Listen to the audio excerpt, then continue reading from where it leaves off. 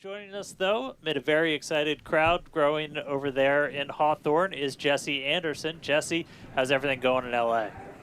Hey, Dan and Kate, everything is all good here on the factory floor. We're just outside of Mission Control, and we're T-minus 31 minutes away, but we already have a really big crowd here building. There you go. Starting to build up here.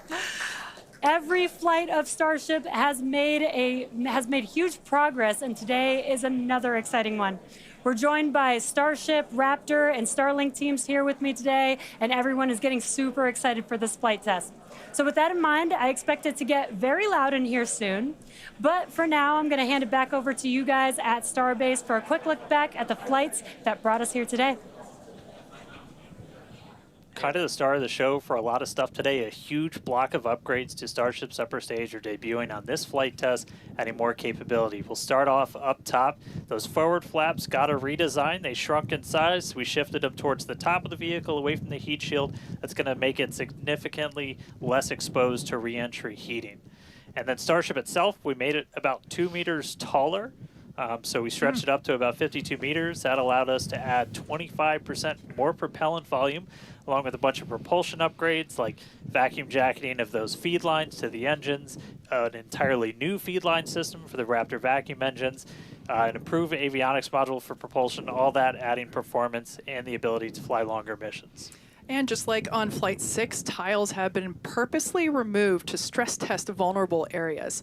This time we're doing it across the entire vehicle, including in critical areas, as we use this flight to push the boundaries of Starship's capabilities. And for re-entry experiments, multiple metallic tiles are being tested, as you can see there on your screen, including some that have a version with active cooling. Then the vehicle's avionics, its brains, got a complete redesign. Some of the new things, we've got 4 of these upgraded Starlink terminals that combine Starlink, global navigation, and RF communications into a single unit. And then on the sides of the vehicle, we have these catch fittings. They're non-structural, but we're going to be able to see how they perform thermally during re-entry. We also smoothed part of that tile line to address some hot spots that we saw during entry on the last flight. Now the ship and the booster, they weren't the only thing to get some upgrades. On the ground side, several radar sensors will be tested on the tower catch arms as we experiment with additional ways to measure distance between the arms and the vehicle while we prepare for ship catch. Now this is just a handful of the many upgrades included on this flight that make this the most capable Starship that we've flown so far. And then something really cool has me super excited. We're going to be deploying 10 Starlink simulators that are similar in size to our next generation Starlink satellites. With pretty unparalleled payload capacity and full reusability, Starship's going to be able to deploy our more advanced V3 Starlink satellites, which is going to help us continue to revolutionize global connectivity. Each of those Starlink V3 launches on Starship is going to add about 60 terabits per second of capacity to the Starlink network. And that alone is that's more than 20 times the capacity we're getting with every V2 Mini flight on a Falcon 9 right now. That just helps further Starlink's impact in the coming years as we expand access to high-speed internet all around the world and eventually beyond. And those Starlink simulators are going to be on the same suborbital trajectory as Starship, and they're expected to demise upon entry. Starship itself, its trajectory looks very similar to all of our last several flights, suborbital, splashdown targeted into the Indian Ocean, a couple hundred miles off the western coast of Australia. And then the other on-orbit thing we're doing is going to be relighting a single Raptor engine while in space. We knocked that out last time. V2 ship, new propellant system. Let's do it again on this one. Ship's going to be busy. Now, of course, we can't forget to add that today's Super Heavy booster is reflying flight-proven hardware for the first time. A Raptor engine that flew on the booster that was caught during Starship's 5th flight test. You can see it there on your screen. This flight-proven engine, we've got Raptor 314 there, hence why there's a piece of pie on this nozzle. Maybe we can get that image rotated so you can see it a little bit better. Yeah, There we go. If you didn't already know, we like our jokes around here. So that's what we piece have of planned pie. for today's flight test. And so far, everything is on track as we continue to count down. We're now within 23 minutes of launch. We're at 22 minutes and 52 seconds. Everything New year, continues. a lot of upgrades, doing a lot of ambitious things in space this time. Our first payload deploy, relighting a Raptor engine. Yeah. We're looking good.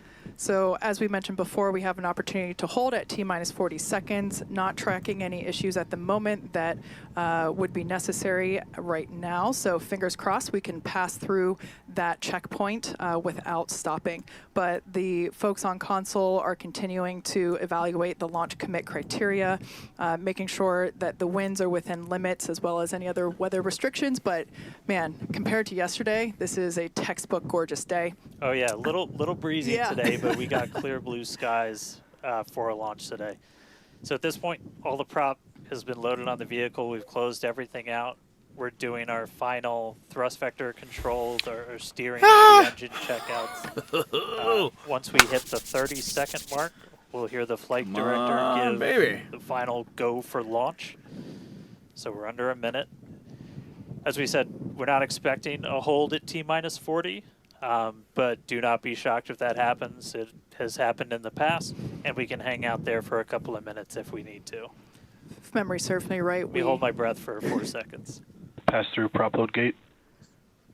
All right, we passed right through that prop load gate. hot diggity dog. All right, so we're going to let our flight director, Ty Huntington, take Flight it directors, away. go for launch. Woo!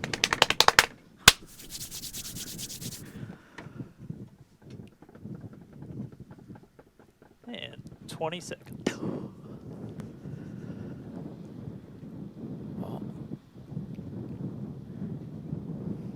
T-minus 10, 9, 8, 7, 6, 5, 4, 3, 2, 1. Interesting how the SpaceX feed is a little delayed, about 8 seconds actually. We have liftoff.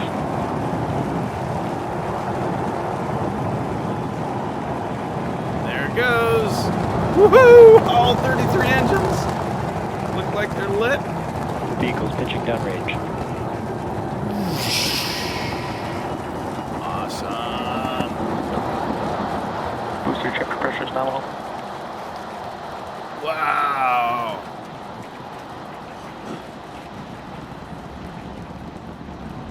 All right, we're more than 30 seconds into flight. Telemetry showing 33 out of 33 engines as it's pitching downrange.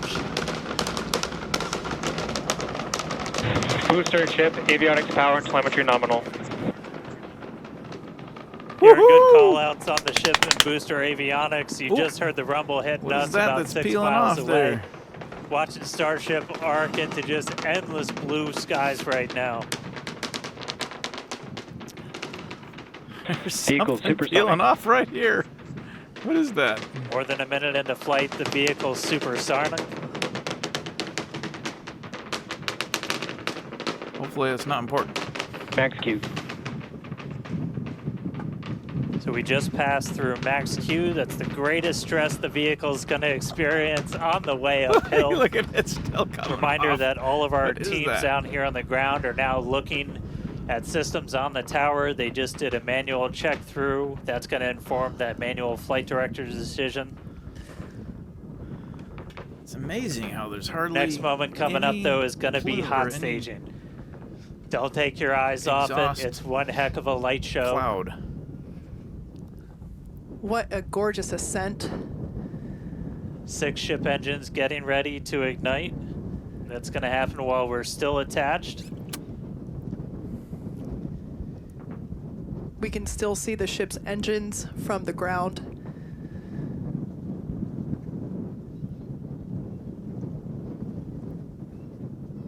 Got a little under 30 seconds away from that. We are hearing good call-outs on the tower preparedness from the manual checks. Reminder, though, What is we it still got doing? automated checkouts Must on the be booster gimbaling. and the ship itself.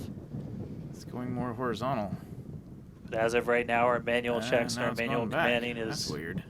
looking go for a catch. Booster engine cut off. There it That is goes. incredible news. We just heard the call out for booster right, engine Nico. cutoff. Engine startup. Most engines cut off, Woo! down to those Stage middle separation. three. Cruise back burn startup.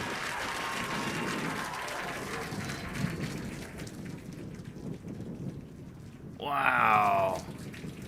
This is just awesome. All right, hot stage Raptor, chamber confirmed. pressure We've is got a nominal. booster hopefully on our its way back to us, and a ship Come now on for a making its catch. ascent burn into space. How's it going in Hawthorne, Jesse? It's great over here. You can hear the crowd screaming for every milestone. The booster is now making its way back down to Earth.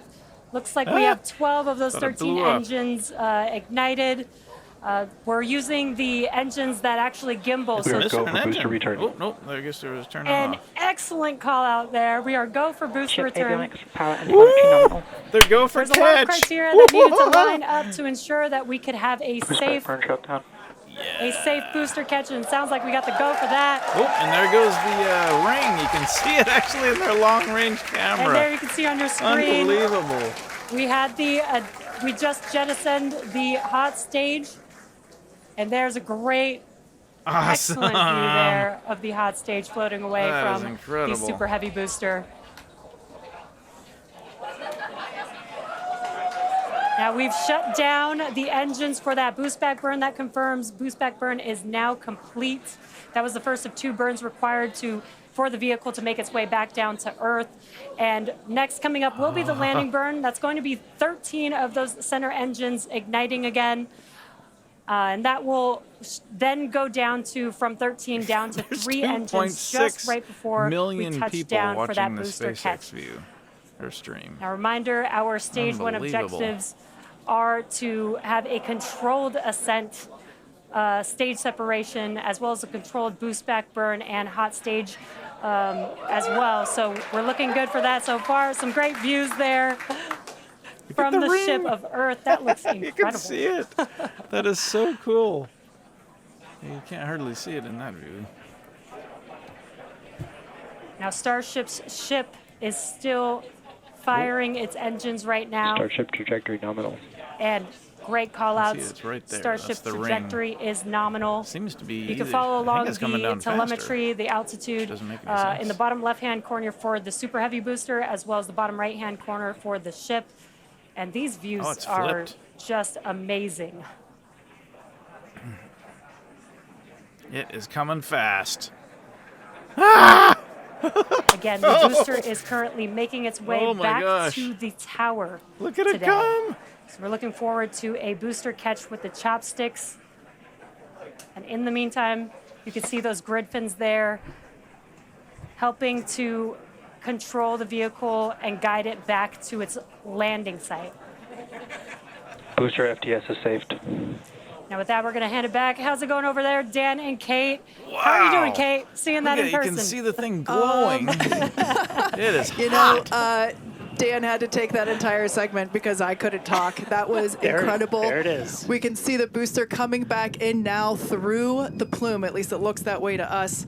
It's incredible that it basically returns. Wow. It looks like a speeding, just Ship like this Raptor chamber pressure is silver nominal. flare Look at the thing. coming back to the once Holy again, we are crap. standing by for attempting to catch the booster Oh, at the there it tower. comes. This would be the second tower catch. Whoa. Landing burn. Seeing 13 engines. Slow down. Booster now hovering as it aligns with the tower for catch. It did it. Booster coming in. Get Down ready to- for that boom, Kate. Down to 3 Woo! engines. Unbelievable. Oh my gosh. Megazord has That's a possible crazy booster. thing decided to do a commercial right then.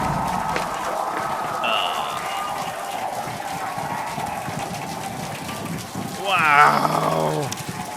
Hot once again. You heard it here. Bexzilla Woo! has caught the booster. Ah.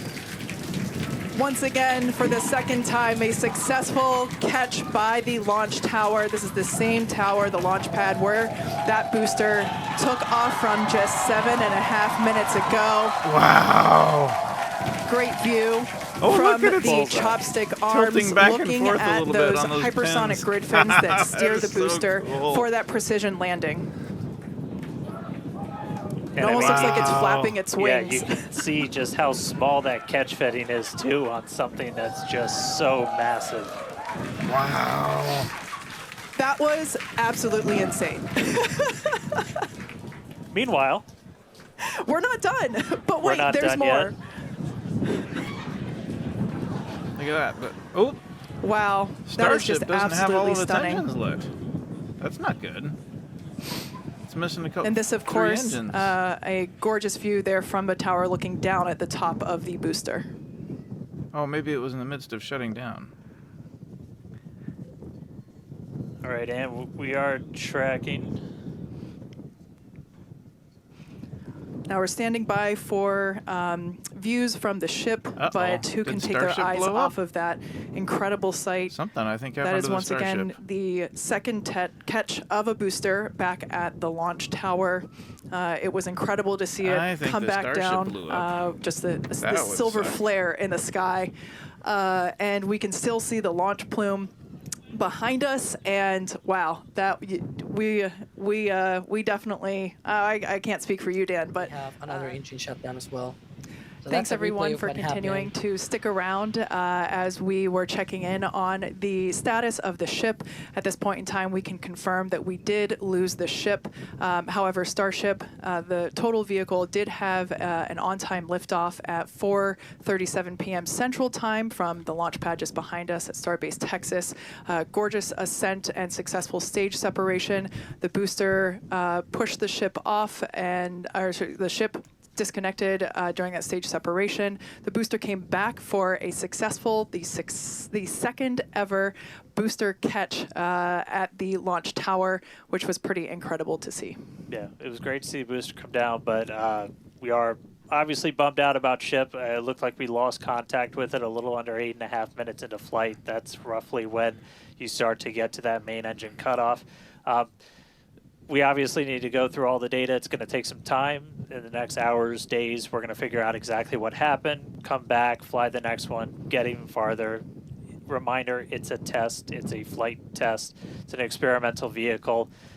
So we'll figure out what ended our day today and make sure it doesn't end our day tomorrow. So as we do that, we're going to continue to provide you updates on our X account on SpaceX.com. So just continue to tune in there.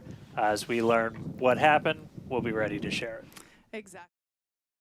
So I found this video shortly after, and of which appears to show the Starship exploding.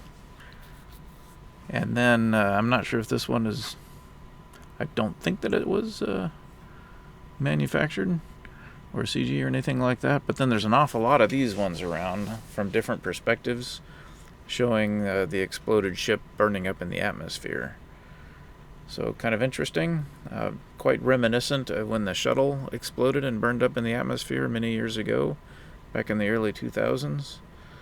I'm already looking forward to next time when hopefully they'll have figured out what the problem was and are able to get the learning that they had hoped to have from this particular mission. We'll see you next time.